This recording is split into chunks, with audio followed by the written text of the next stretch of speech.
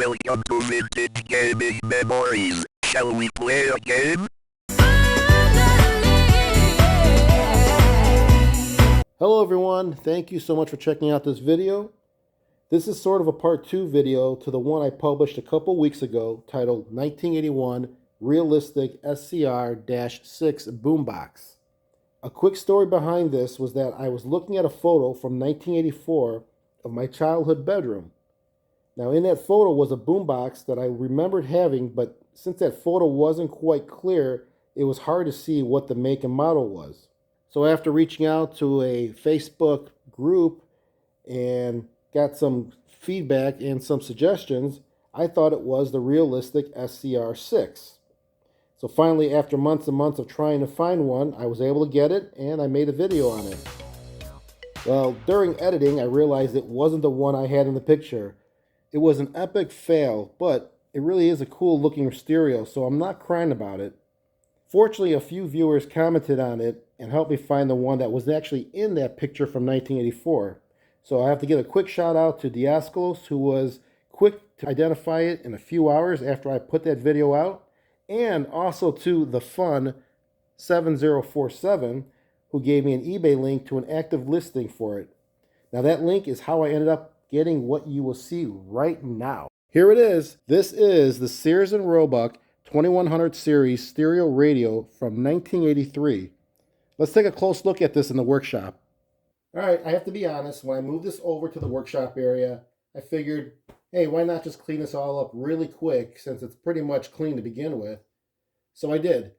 So it is looking a lot better than it did coming out of the box, but again, it looked pretty much immaculate. Even from the listing itself, it was listed as being almost like new. And it is. The plastic all around is without scuffs or scratches or any wear.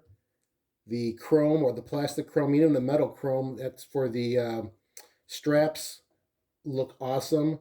The handle looks great. The plastic over the display area, no scratches whatsoever. Same with the cassette area. So everything looks great on this thing. I mean, even the backside, check this out.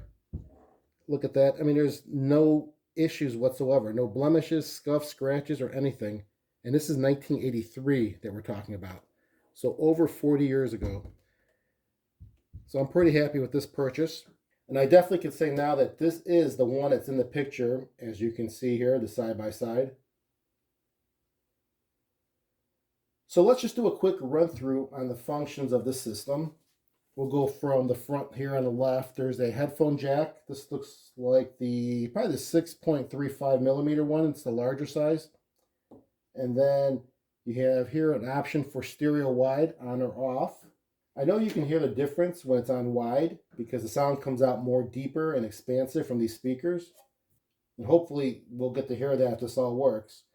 Now the next switch we have is the meter switch. You have options from off, tuning and battery indicator, and then level. The next one is the function, tape, which is off position, and radio. We have the loudness. We have an option there for loudness on or off. You would use the loudness on if you have the sound to about medium or low level, so that way you can boost the bass and treble. It makes it actually sound more balanced. And then obviously if you have it on pretty loud, you wouldn't have that on. You could just turn it off, or else it might sound kind of distorted. And then to the right of that, we have the knobs that you typically see. You have your volume, you have your balance left and right, and then you have your tone. And then to the far right over here, we have a selector for your band indicators. You have FM MPX, which really stands for multiplex, and that's really FM stereo. The next one is FM, and then AM. And then above all these switches and functions, we have the typical radio station display with all the station indicators there, and then also the meter indicators to the far left. We have our condenser mic on each side. And then below all of this, we have here in the center area, the cassette tape section. You have your typical eject button here. You got your tape counter, your reset on the counter, record, play, rewind, fast forward, stop, and pause. And it does say here, feather touch mechanism. It's not plugged in and there's not batteries in it, but let's just see how these buttons feel to touch. Let's just do the fast forward. I mean, there's a little pressure to it. Now, the eject should be a nice slow open. Look at that. That is sweet.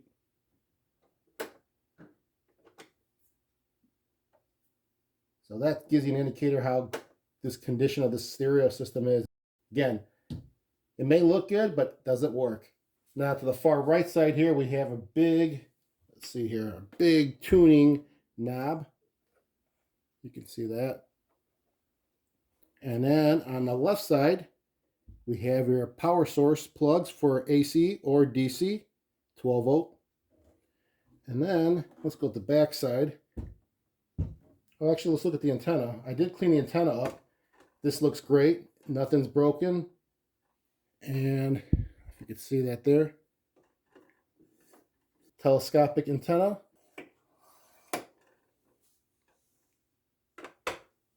And the chrome on this handle, you can see, turned out great on both sides. Now the back side's pretty simple looking. There's not much to say back here.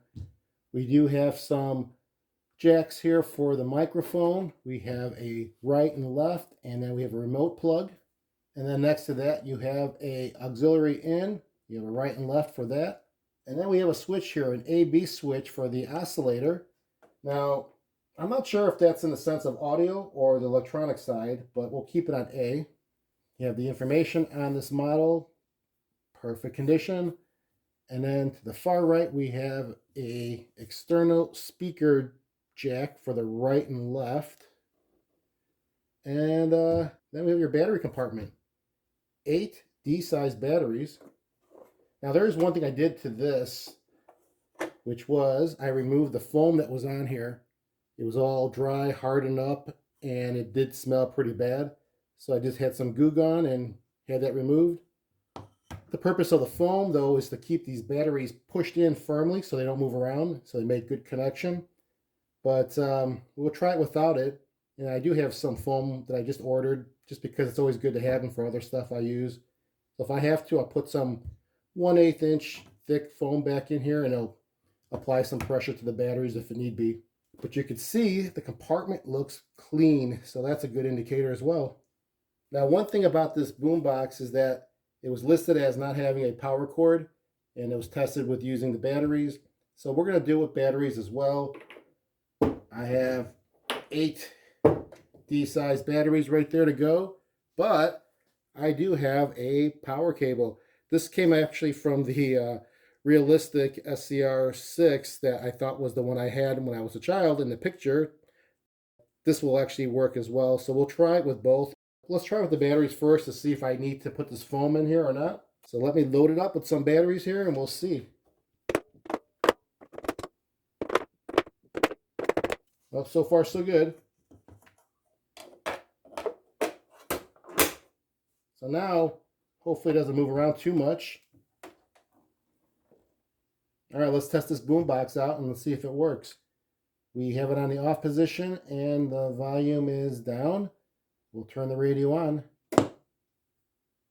Okay, nothing yet. Let's turn the meter to tune and battery. I see nothing. Put the volume up a bit. Ah, so we do have sound. Let's tune this in better. There we go. Available on gas in New Jersey and Wisconsin. That's the average amount of money people. It's not just for college. Indicator 529 can be used for tech schools, all right, trade programs. So we do have it working. Oh, there we go. Here's the battery and tuning. 5 bars. The level indicator looks great. Let's change the stereo wide. Sponsored by 529. Oh, could this vintage Loudness. suit be any cuter? Right? And the best part? They accept Discover. Accept Discover? In a little place like this? Everything sounds and looks good. Oh, yeah, huh? Discover's accepted where I live. Let's get some music on here and let's hear how that sounds. Not too long of that because I don't have the copyright issues, right? And everything to ease your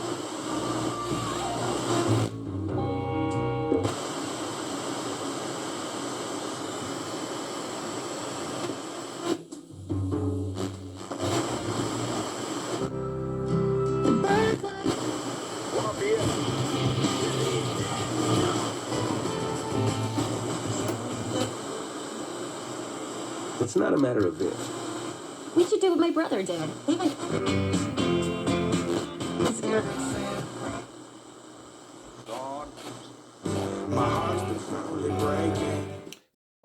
All right, I think we can declare this a working and successful radio test because, you know, you can still see it now. I have some tuning going in here and the level meter is showing, and it's actually showing stereo over there on the LED. Now, I did get some good stations tuned in, but because of the copyright issue, I made sure I didn't have that on the video. But everything sounded great. Even changing the wide on and off as well as the loudness. Did some testing on the balance and on the tone. So it all looks and sounds good. What else we can test? Oh, let's test out the power. I'm going to plug it in and let's just see if that works. You can see the battery compartment is now empty. It's a large compartment. Actually, it's perfect to put in your power cord if you have one. And again, I'm using a power cord from my Realistic boombox. And it should work fine. I mean, there's not much to this. Here's the connection. It's an oval with the 2-hole, and it plugs in nice. Let's go ahead and see what we get. All right. We'll go right to the radio. And there we go. So, looks good. Let's give the cassette player a try here, and I think that's where we're going to have some problems. I remember the listing didn't mention one thing, or maybe, yeah, one thing that was an issue. And let's just see if I can recreate it. We're going to put a cassette in there. What is this? Van Halen 1984. And it is rewound. So what I'm going to do first is fast forward. It's kind of loud. And I don't think that's my cassette causing that. I think that is the radio or the cassette player. Let's stop and let's go rewind. That sounds better. Let's see if it stops when it gets to the end or to the beginning. Okay, well, it doesn't stop. It just, well, it's still on rewind. That was supposed to work. Now, the thing that doesn't work from what the listing stated was that it doesn't play. And it doesn't play. So, well, I don't see the pins moving. Those are those things coming through the cassette that spins with the roller. And let's take the cassette out. Let's get a better view. I have a flashlight here. Let me hit play again. Okay, I see it engaging on the bottom. It does engage. Let me show you how that looks. I'll stop it. And you can see when I press play, it does engage the rollers with the head. That looks great. But it's not spinning the pin. So to me, that appears to be a belt issue. There's more than one belt to this. That's why the rewind and fast forward is working. So I think that's what it is. It's just the belt. Not too bad. So really the intent of this video was just to show you what I was supposed to have purchased initially, which I made the mistake of getting the Realistic SCR-6. By no means am I disappointed. Again, I'm happy I have that one. It's a great stereo system. And now I have a little mini project with this one to fix. And I think it's just the belts, or just the belt. You know, if I'm in there, I'm going to replace all the belts anyways. Order that and take care of that and give you an update in a future video. But let me know what you guys think. Comment down below if you think this was a nicer stereo system than the other one, which was that Realistic one. I have to say, initially, I have to go with that Realistic. That was a really sweet looking boombox. But this has a lot of memories because it is what I had when I was a child back in 1984. For a few years, actually, in the 80s. So I hope you enjoyed this video. Until next time, keep that gaming passion from the past alive by living it today. Take care, everyone.